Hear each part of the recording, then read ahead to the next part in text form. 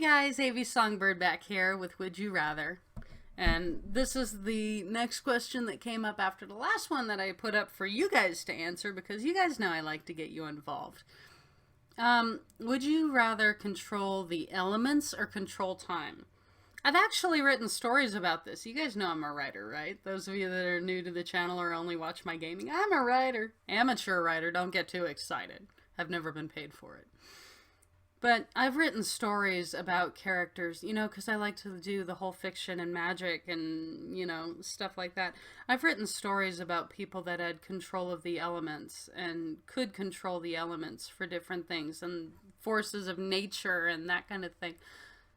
How cool would it be to be able to do that, just to be able to control the weather and, like with Avatar, to do earth and water bending and air bending and stuff. And, if to be able to make flowers bloom in winter, or to be able to help people when they have droughts and their crops are dying and the people are starving, to be able to bring it back and to help them with that, or to help, like with California and the drought that's so awful, to be able to help with things like that, or to control time.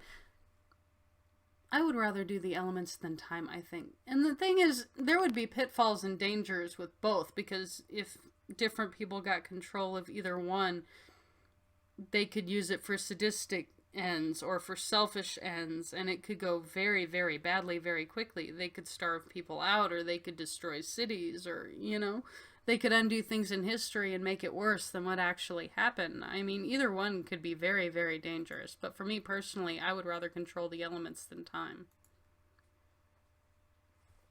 Would you rather bring John Lennon and George Harrison back to life and reform the Beatles today?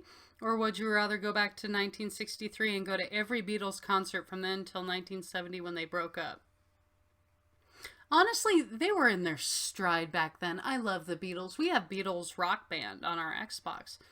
And I got it for my hubby when it first came out because he loves the Beatles and their music. And come to find out, my stepsons had never heard of the Beatles, so I sat him down and played the game all the way through. So by the end, they were going, "The Beatles rock!"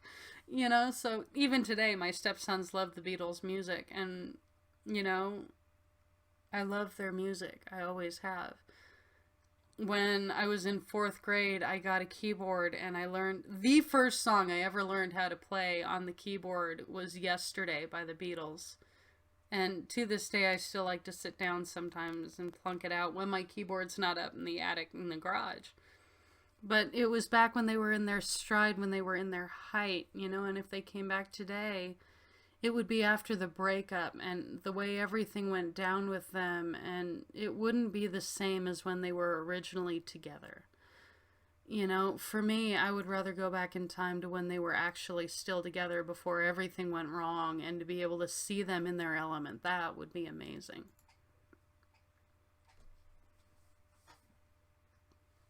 My dog's making noise. Would you rather find out that you swallowed a spider in your sleep, or find out that your waiter had spit in your meal? Honestly, I know if you swallow a spider, your stomach... I'm going to get gross for a minute here, you guys. EMT, I have a strong stomach. I do think of this crap. If you swallowed a spider... There was an old lady that swallowed a spider. Yeah, I've heard that song. Copyright. No, but... if you swallowed a spider and it actually made it down to your stomach, even if it was alive, whether it was dead, whatever, I know I'm giving birth to all kinds of thoughts in your guys' mind. You're going to have nightmares of spiders crawling down your stomach.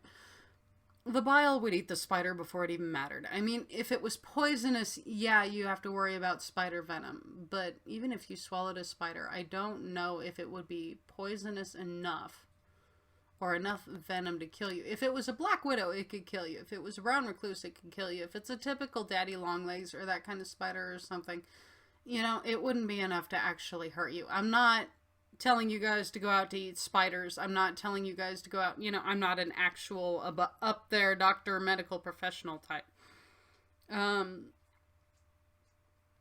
If your waiter spit in your meal, hear me out. I'm not telling waiters to spit in all my meals. Don't do it. If a waiter spit in your meal, if you found out before you eat the food, thank God you just ask for it to be sent back and you go somewhere else. Again, gonna get gross here, guys. When you kiss someone, you swap spit. That's just how it happens. You know, it's not a big deal. I mean, yeah, they're gross. It's a waiter that spit in your meal. It's really gross. It's the exchange of body fluids thing. If that waiter was sick, if he had any kind of communicable disease, if he had anything in his body that could be passed to you at that point, you could get it, I think. Again, not a medical professional. I'm not sure I'd want to risk that kind of thing. I mean, ignorance is bliss is the name of this, thing. If you never know, you can never panic. But the thing is, what if you did get past something through it, Is it able to be communicated through the food? Now, but if you find out you swallowed a spider in your sleep, by then the spider's already in you. At least then you could go and get checked out to make sure that it's not poisonous or, whatever. I would rather do the spider just because of the thought of communicable diseases. You could go to the hospital if it's a poisonous enough spider and get it taken care of. I like to be conscious when I kiss people and swap spit. If I'm swapping spit through a bowl of soup, that's just gross. Do not be doing that to my soup. Would you rather launch an atomic bomb or be bombed with an atomic bomb? If you're on ground zero, if you're absolutely where the bomb hits, you'd be gone. There'd be nothing left. You'd just be gone. You wouldn't suffer nothing. Now, if you were in the actual fallout outside of where the bomb falls, you would suffer. You would be burned, and there'd be after effects, and your whole body would just go into meltdown, and that would be a horrible thing to go through. But if you were the one that launched the bomb, you'd have to live with that the rest of your life. And the hatred of the other people, and the thought that it was you that tore all these families apart. It was you that caused such devastation. If you were where the bomb dropped, the thought of a bomb dropping where I am now, that means everything I've ever known would be wiped out, and all the people around me would suffer. The bomb's going to be dropped one way or the other. I wouldn't wish a bomb being dropped on all the people I've ever known.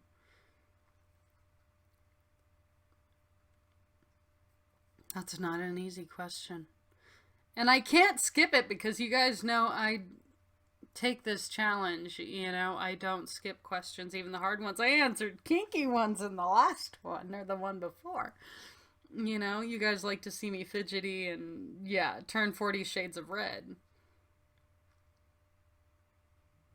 If I were bombed with an atomic bomb, I'd be gone. I would take that. I wouldn't want to launch it. And we're only at 8 minutes, damn it. I can't be done yet. Would you wear summer clothes in the winter or winter clothes in the... I think I might have answered this one before. I don't remember. It's called Out of Season. But I made an account, so hopefully after this, I won't be asked the same question over and over and have to skip it. Back when I was in high school, back when I wasn't being healthy about my weight loss, when I wasn't eating much, I was cold all the time. I wore black jeans year-round and my hiking boots, and I wore a ski jacket because I was always freezing, because I wasn't getting enough sugar in my blood.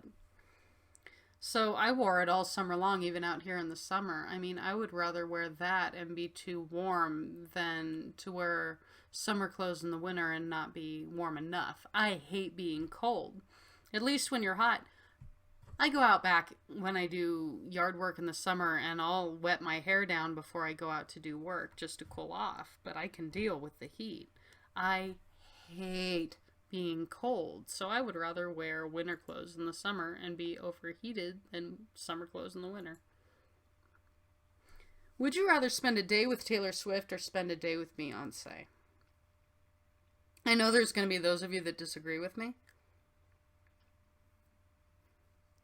Just because they're both driven. They're both very independent and strong and capable women. They're both very talented. They've both got amazing musical careers and different directions they're heading in with their careers and stuff. They would both be amazing to meet. They would both be incredible to sit down and talk with, about their ambition and about their journey to where they are now and their careers and where they see themselves in the future. They would both be absolutely amazing, you know, and this is not me being a kiss ass. This is honestly, they're both strong, capable, independent women, and it would be awesome just to sit and talk with them from woman to woman, you know. But just for me personally, sorry, my phone just lit up. I'm turning it upside down because it's distracting. But for me personally, I would rather spend a day, I think, with Taylor Swift. Just because either one of them would be hard as hell to keep up with because it would be so fast-paced and I'm used to my life at home as a housewife. But just for me personally, I would rather spend a day with Taylor Swift. I think that would be fun. And I'm wondering if my thingy's freezing up again.